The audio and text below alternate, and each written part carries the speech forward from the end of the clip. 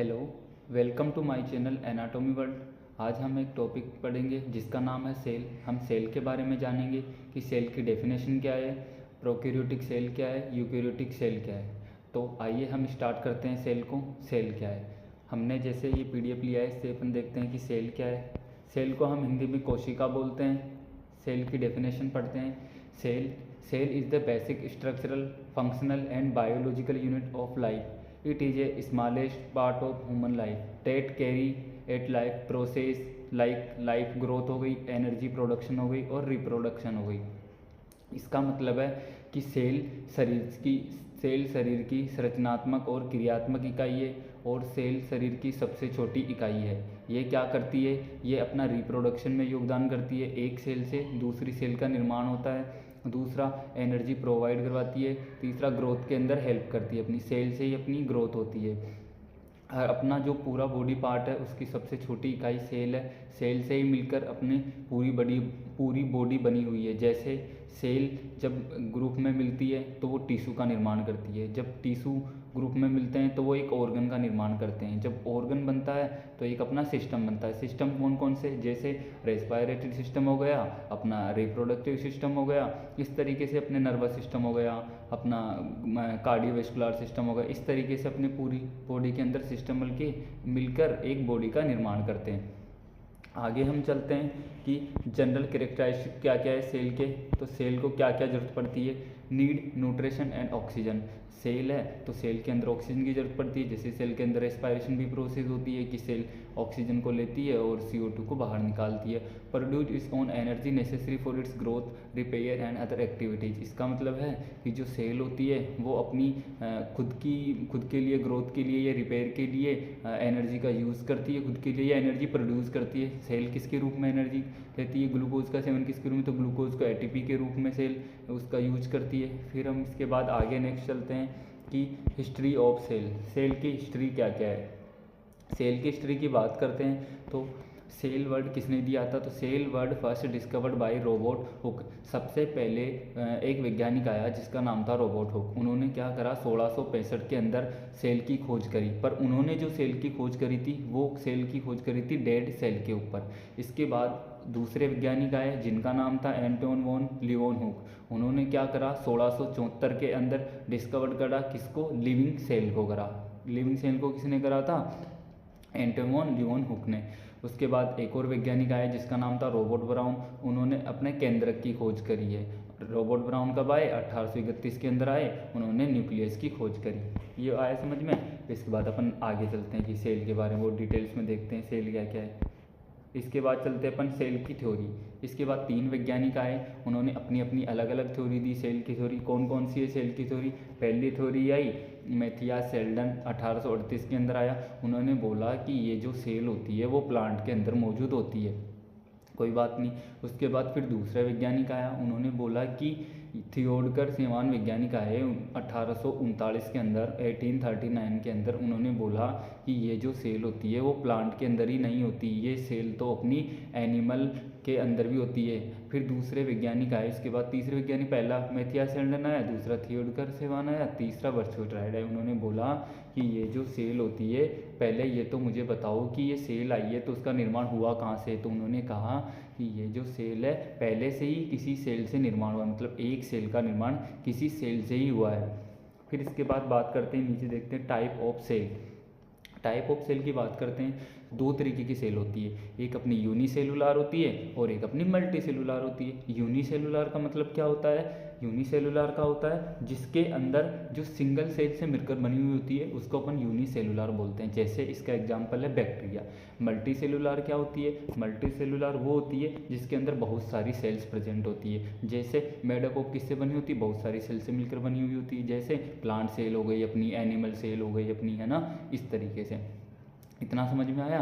फिर इसके बाद हम आगे पढ़ते हैं तो आगे पता चलता है कि सेल 2 तरीके से, जैसे प्रोकैरियोटिक सेल जो बैक्टीरिया वगैरह में मौजूद होती है, यूकैरियोटिक सेल जो अपनी एनिमल और प्लांट के अंदर मिलती है। तो हम दोनों के अंदर डिफरेंस करते हैं कि प्रोकैरियोटिक सेल क्या होती है, यूकैरियोटिक सेल क्या होती है। दोनों में डिफरेंस करते हैं। कौन कौन से मेजरली कुछ डिफरेंस है हम उनको देखते हैं। जैसे डिफरेंस की बात करें पहला तो अपना होता है डिफरेंस एक प्रोकैरियोटिक सेल और एक यूकैरियोटिक सेल। प्रोकैरियोटिक सेल में क्या होता है, इसके अंदर जो माइटोकॉन्ड्रिया होता है वो क्या होता है, एब्सेंट होता है। यूकैरियोटिक सेल की बात करें तो माइटोकॉन्ड्रिया क्या होता है, प्रेजेंट होता है। एंडोप्लाज्मिक रेटिकुलम क्या होता है, इसके अंदर एब्सेंट देखने को मिलता है अपने को।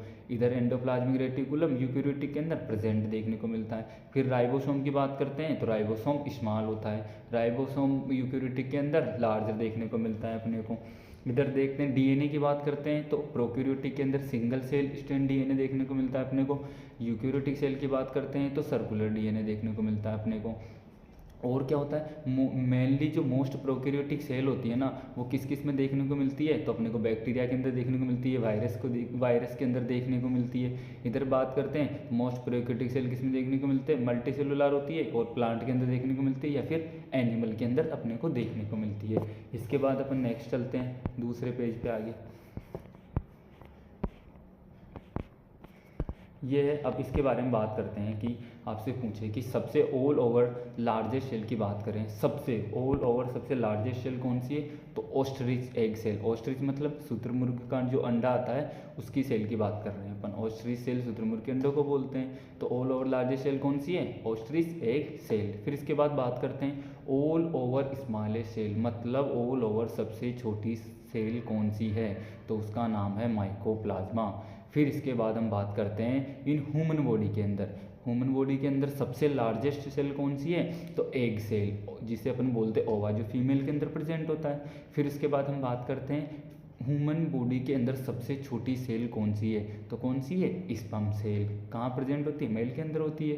फिर इन ह्यूमन बॉडी में सबसे लंबी सेल कौन सी है, तो उसको अपन बोलते हैं नर्व सेल या न्यूरॉन बोलते हैं अपन जिसको।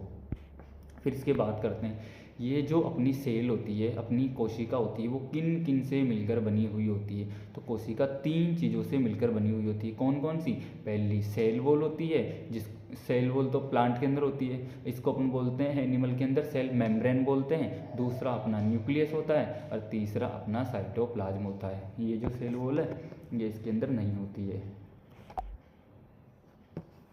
ये इसको अपन हटा देते हैं यहाँ से।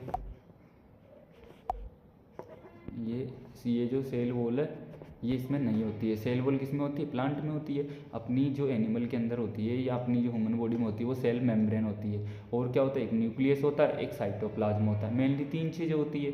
सेल मेम्ब्रेन की बात करते हैं। सेल मेम्ब्रेन क्या होती है, सेल मेम्ब्रेन और प्लाज्मा मेम्ब्रेन क्या होती है, it is the protective covering of the cytoplasm, जो साइटोप्लाज्म के चारों तरफ कवरिंग करने का काम करती है उसे अपन सेल मेम्ब्रेन बोलते हैं। और क्या करती है, ये जो सेल मेम्ब्रेन होती है वो अंदर वाले फ्लूइड को और बाहर वाले फ्लूइड को दोनों को सेपरेट करने का काम करती है। जैसे cell membrane separate the ICF यानी इंट्रा सेलुलर फ्लूइड और ECF जिसे बोलते हैं अपन एक्स्ट्रा सेलुलर फ्लूइड। फिर इसके बाद बात करते हैं हम the cell membrane is compose of तीन चीज़ों से मिलकर बनी हुई थी। कौन कौन सी, पहला अपना प्रोटीन होता है, दूसरा अपना लिपिड होता है और तीसरा की बात करें तो कार्बोहाइड्रेट होता है। कौन कौन सा, पहला प्रोटीन जिसे अपन ग्लाइकोप्रोटीन बोलते हैं, दूसरा अपना लिपिड जिसे फॉस्फोलिपिड बोलते हैं, तीसरा अपना कार्बोहाइड्रेट जिसे अपन ग्लूकोज बोलते हैं। इतनी बात समझ में आई सबको। इसके बाद अपन आगे देखते हैं, इसको एक बेक करने दो, ये लो, अब आगे करते हैं अपन। इसके बाद बात करते हैं कि functions of cell membrane. Cell membrane के क्या क्या फंक्शन है, तो cell membrane is responsible of cytoplasmic organelle, इसके अंदर साइटोप्लाज्मिक ऑर्गेनेल होते हैं। फिर क्या करती है ये, एब्जॉर्प्शन ऑफ न्यूट्रिशन का एब्जॉर्प्शन करती है। एक्सचेंज ऑफ ब्लड गैसेज का एक्सचेंज करती है।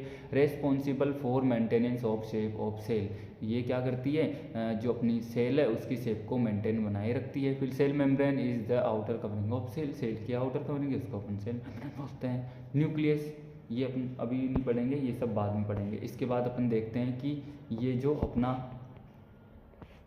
अपने सेल मेम्ब्रेन पढ़ ली, अब न्यूक्लियस देख लेते हैं। फिर इसके बाद साइटोप्लाज्म देख। न्यूक्लियस क्या होता है, nucleus it is a largest structure present almost in the centre of cell, ये क्या होता है, सेल के एलमोस्ट बीच के अंदर प्रेजेंट होता है। इट इज मोर और लेस स्पायरिकल शेप, ये मोर और लेस स्पायरिकल शेप का होता है। It is bounded by nuclear membrane, ये जो न्यूक्लियस होता है इसके चारों तरफ एक मेम्ब्रेन होती है जिसे अपन न्यूक्लियर मेम्ब्रेन बोलते हैं। न्यूक्लियस के अंदर 2 चीज़ें प्रेजेंट होती है, पहला न्यूक्लियस न्यूक्लियोलस और दूसरा होता है अपना क्रोमेटिन।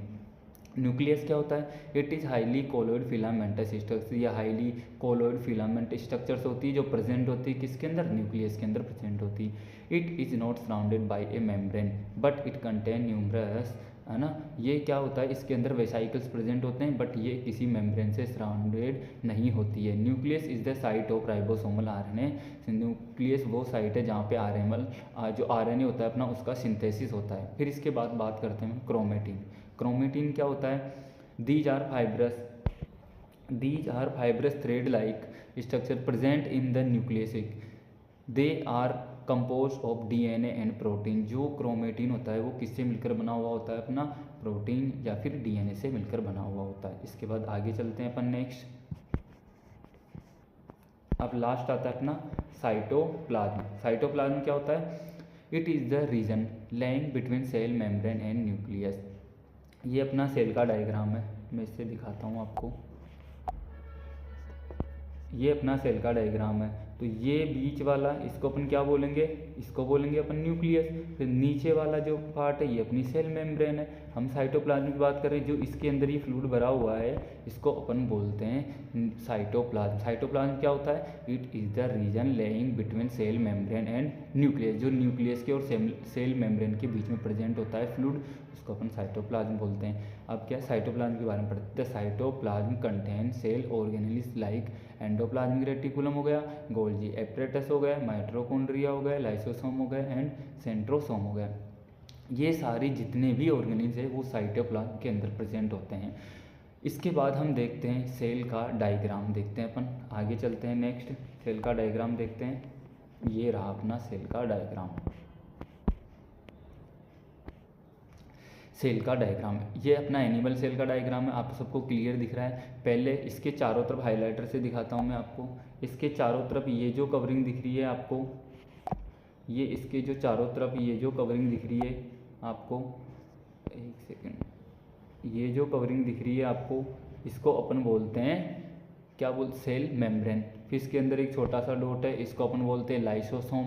बीच में अपना न्यूक्लियस, इसके बाद वैक्यूल, प्रोक्सिसोम, साइटोप्लाज्म, गोल्जी बॉडी, इसके बाद सेंट्रियोल, फिर राइबोसोम, फिर ये रफ एंडोप्लाज्मिक रेटिकुलम है, फिर न्यूक्लियोलस है, न्यूक्लियस के अंदर न्यूक्लियोलस है, क्रोमेटिन मौजूद होता है, माइक्रोट्यूब्यूल्स है, और ये स्मूथ एंडोप्लाज्मिक रेटिकुलम है और माइटोकॉन्ड्रिया। ये सारी चीज़ें सेल के अंदर प्रेजेंट होती है। तो थैंक यू। अगर आपको अच्छा लगा तो मेरे चैनल को सब्सक्राइब करिए, एनाटॉमी वर्ल्ड को। Thank you guys.